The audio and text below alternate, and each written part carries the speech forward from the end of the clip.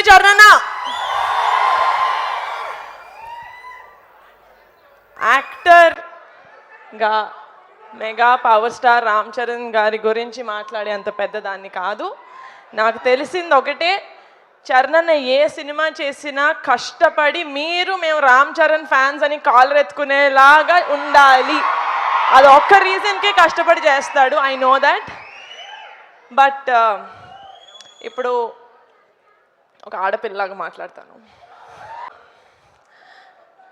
తన వైఫ్ని utmost respect తోటి, అట్మోస్ట్ లవ్ తోటి చూస్తాడు. తన అక్కల్ని చెల్లెల్లాగా చూసుకుంటాడు, చెల్లెల్ని కూతురులాగా చూసుకుంటాడు, కూతుర్ని అమ్మలాగా చూసుకుంటాడు, అమ్మని దేవతలాగా చూసుకుంటాడు. Mega power star Ram Charan గారి ఫ్యాన్స్ లాగా ఇక్కడ నాకు 90% అబ్బాయిలు కనిపిస్తున్నారు. కాబట్టి చరణ్ నుంచి మీరు ఏదైనా తీసుకోవాలి అంటే ఆడపిల్లని అమ్మవారిలాగా ట్రీట్ చేయండి. అండ్ ఒక ఆడపిల్ల పక్కన mega power star Ram Charan గారి ఫ్యాన్స్ ఉన్నారు అంటే ధైర్యంగా ఉండాలి. ఒక ఆడపిల్ల ఉంటారు కదా. చరణ్ బర్త్డే రోజు ఇది ప్రామిసా కాదా?